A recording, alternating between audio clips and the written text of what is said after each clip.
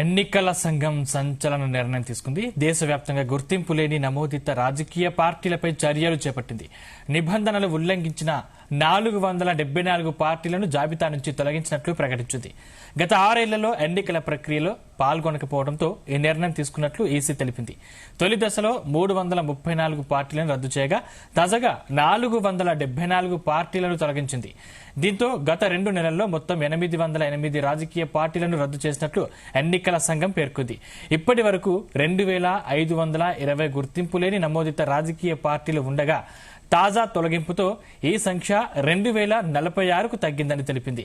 ప్రస్తుతం 6 జాతీయ పార్టీలు, 67 ప్రాంతీయ పార్టీలు ఉన్నాయని కేంద్ర ఎన్నికల సంఘం వెల్లడించింది.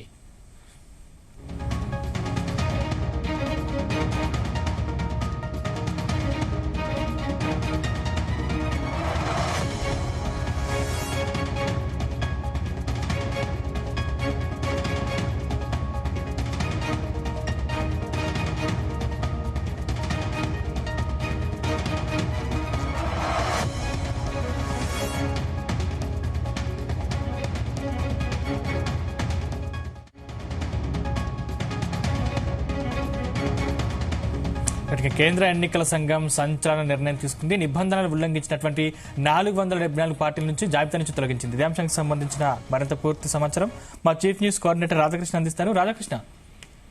Good evening Sandeep. కేంద్ర ఎన్నికల సంఘం సంచలన నిర్ణయం తీసుకుంది. సో ఇటీవల దేశవ్యాప్తంగా గుర్తింపు లేని నమోదిత రాజకీయ పార్టీలపై చర్యలకు పూనుకుంది. ఈ నేపథ్యంలో ఇప్పుడు నిబంధనలు ఉల్లంఘించినటువంటి 474 పార్టీలను మొత్తం ఎన్నికల సంఘం జాబితా నుండి తొలగించింది. సో దీంతో పాటుగా అధికారికంగా ప్రకటించింది. గత 6 ఏళ్లలో ఎన్నికల ప్రక్రియలో పాల్గొనకుండా, అంటే ఎలాంటి యాక్టివిటీ లేకుండా ఎన్నికల సంబంధించి ఎక్కడ అంటే దేశవ్యాప్తంగా జరుగుతున్న ఎన్నికల్లో ఎక్కడ కూడా కనీసం పోటీ నిలబడకుండా యాక్టివ్ ఉండకపోవడంతో వాటికి పై వెయిట్ వేసినట్టుగా చెప్పింది. సో మొత్తంగా తొలి దశలో 334 పార్టీలను రద్దు చేయగా రీసెంట్ గా తాజాగా మరొక 474 పార్టీలను తొలగించింది. దీంతో గత 2 నెలల్లో మొత్తంగా సుమారు 808 రాజకీయ పార్టీలను గుర్తింపు రద్దు చేసినట్టుగా ఎన్నికల సంఘం పేర్కొంది. సో మొత్తంగా ఇప్పటి వరకు కేంద్ర ఎన్నికల సంఘం సంబంధించి ఉన్నటువంటి ఎన్నికల రాజకీయ పార్టీల జాబితాలో 2520 గుర్తింపు లేని నమోదిత రాజకీయ పార్టీలు ఉండగా తాజాగా వీటిలో 808 పార్టీలు తొలగిస్తే అది 2046కు తగ్గింది. సో ప్రస్తుతం 6 జాతీయ పార్టీలు, 67 ప్రాంతీయ పార్టీలు ఉన్నాయని కేంద్ర ఎన్నికల సంఘం ప్రకటించింది. సో అంటే భవిష్యత్తులో మరిన్ని కొన్ని రాజకీయ పార్టీలకు కూడా యాక్టివిటీ లేకుండా నామమాత్రంగా పేరుకి మాత్రమే ఎన్నికల సంఘం సంబంధించి దృష్టిలో ఉన్నటువంటి రాజకీయ పార్టీల విషయంలో ఎన్నికల సంఘం సీరియస్ గా ఉంది. సో ఎలాంటి గుర్తింపు, ఎలాంటి యాక్టివిటీ లేకుండా ఎన్నికల సంఘంలో ఎన్రోల్ అయినటువంటి రాజకీయ పార్టీల విషయంలో ఎన్నికల సంఘం కాస్త సీరియస్ గానే దృష్టి పెట్టినట్టుగా తెలుస్తోంది. సో ఇప్పటికే గత 2 నెలల్లో 808 మరికొన్ని ఇంకా 2000కు సంబంధించి ఇంకా గుర్తింపు లేదు 2500కు పైగా ఉంటే అది 2046 పడిపోయింది. మరొక 2000 ఉన్నాయి. కాబట్టి వాటిలో మరికొన్ని పార్టీలకు సంబంధించి ప్రత్యేకంగా ఎన్నికల సంఘం దృష్టి పెట్టింది.